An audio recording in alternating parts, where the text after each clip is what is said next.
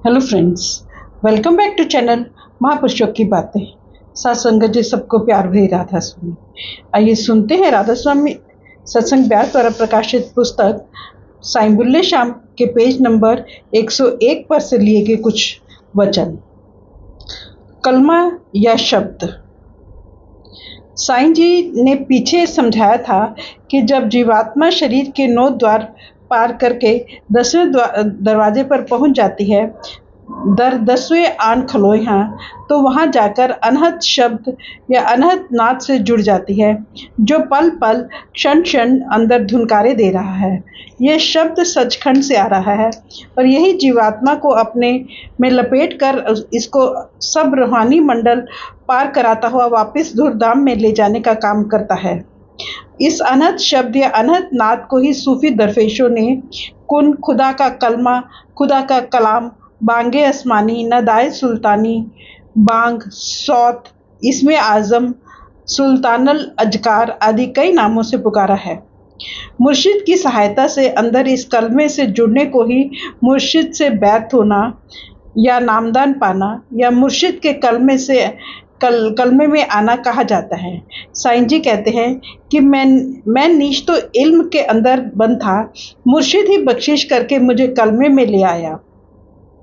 फिर पता चला कि कलमे से मिलाप के बिना जीव किसी काम का नहीं और कलमे के बिना संसार से छुटकारा पाने का कोई साधन नहीं। कलमे या शब्द के 2 भेद। कलमा शब्द या नाम 2 प्रकार का है, सिफाती और जाती, अर्थात वर्णात्मक और धुनात्मक। परमात्मा के अनेक गुणों के आधार पर रखे गए अनेक नाम जो लिखने, पढ़ने और बोलने में आ सकते हैं, सिफाती या वर्णात्मक नाम हैं। परमात्मा, हरि, ओम, राम, रहीम, अल्लाह, खुदा, जेहोवा, वाहिगुरु, राधा स्वामी आदि सब सिफाती या वर्णात्मक नाम कहलाते हैं। दूसरा, सच्चा कलमा सच्चा शब्द या सच्चा नाम है। यह ईश्वर की सृष्टि की रचना करने वाली शक्ति है, जो ध्वनि और प्रकाश की तरंगों के रूप में संसार के कण कण में और प्रत्येक मनुष्य के अंदर समाई हुई है।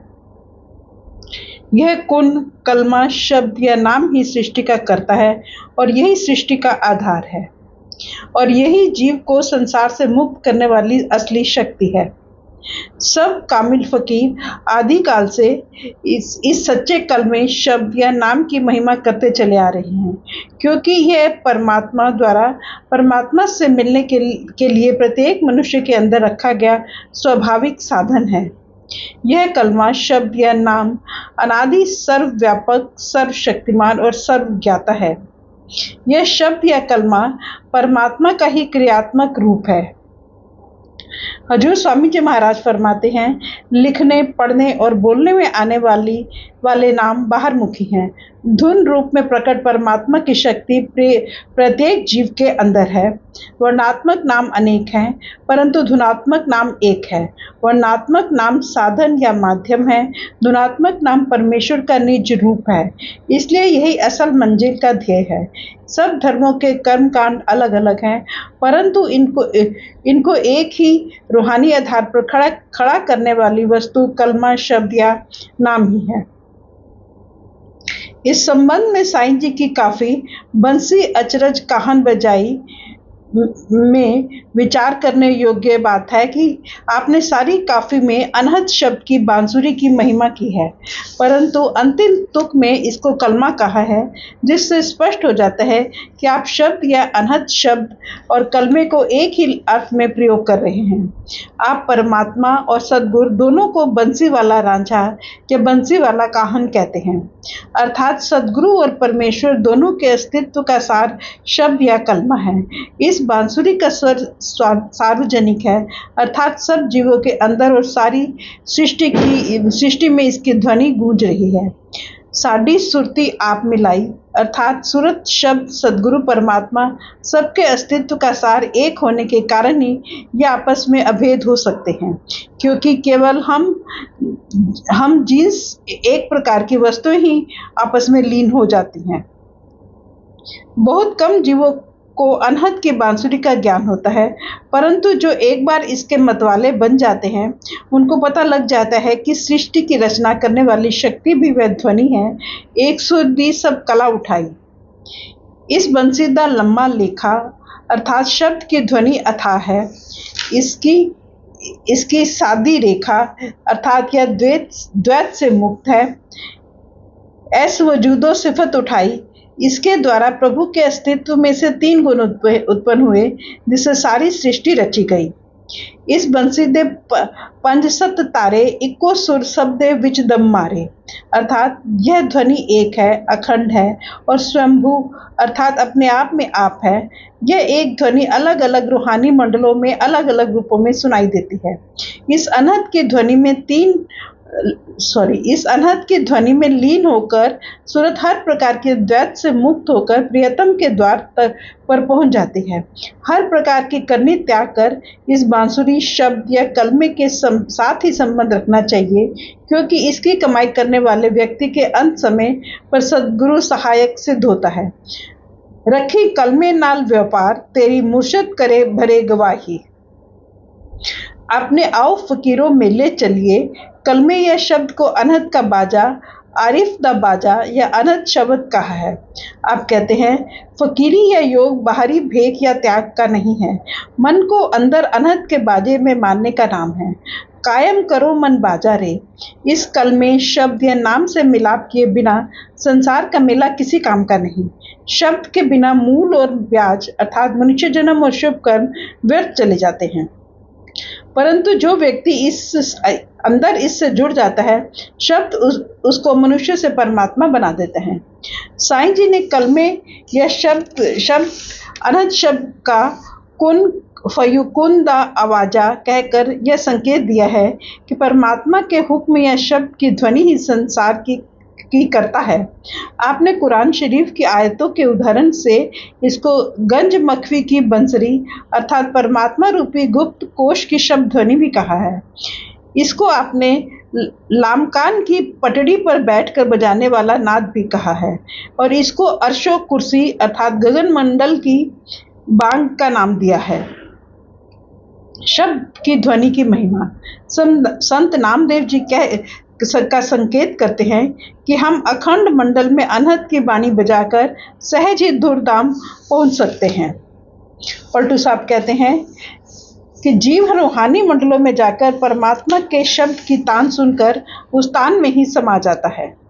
हजरत ईसा कहते हैं, देखो आकाश में द्वार खोल दिया गया है और जो पहली आवाज मुझे सुनाई दी वह ऐसी थी जैसे बिगुल मेरे साथ बातें कर रहा हो।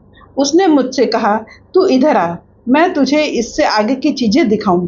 फिर वे कहते हैं, मैं आत्मा में था अर्थात शरीर को छोड़कर शब्द में समा गया था और मैंने बिगुल की भारी और ऊंची आवाज सुनी।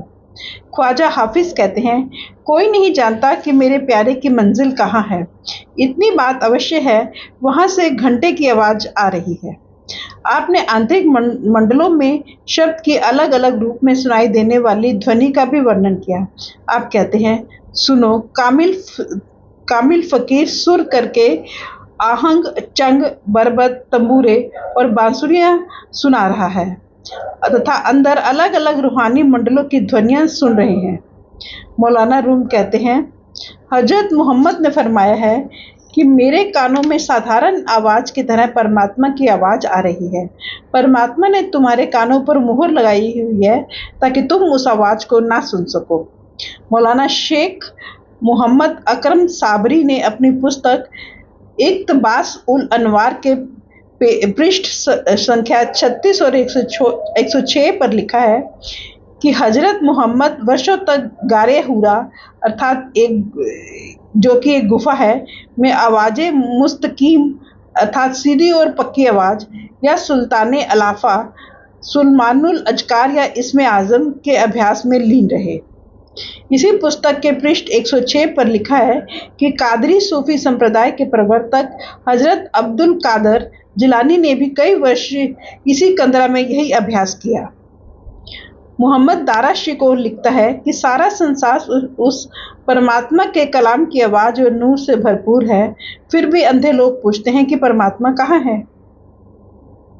कानों में से चतुराई और अहम की रुई निकाल दें तो सारी सृष्टि के सच्चे विधाता की दरगाह से आ रही कलमे या शब्द की आवाज़ सुनाई देने लगेगी। मालूम नहीं कि लोग कयामत के दिन बजने वाले बिगुल की क्यों प्रतीक्षा कर रहे हैं, जबकि शब्द या कलमे के बिगुल की आवाज़ सदा खुदा की दरगाह से हर एक के अंदर आ रही है। आप कहते हैं कि कलमे या शब्द का अभ्यास सबसे ऊंची रूहानी करनी है। आप हदीसों हजरत मोहम्मद साहिब की आदरणीय धर्म पत्नी बेगम खदीजा, हजरत गौस अस साकलैन और अपने मुर्शिद के उदाहरण से कहते हैं, हजरत मोहम्मद पैगंबर बनने से पहले और बाद में शब्द या कलमे की आवाज़ का अभ्यास किया करते थे। हजरत सुल्तान बाहू ने भी कहा है, कलमे या शब्द का अभ्यास लाखों पापियों को पार करने वाला और साधारण राहियों को वली अल्लाह बनाने वाला है। फ्रेंड्स, अपनी इस वीडियो को आज यहीं समाप्त करते हैं। अगली वीडियो में आके पढ़ेंगे। Thank you.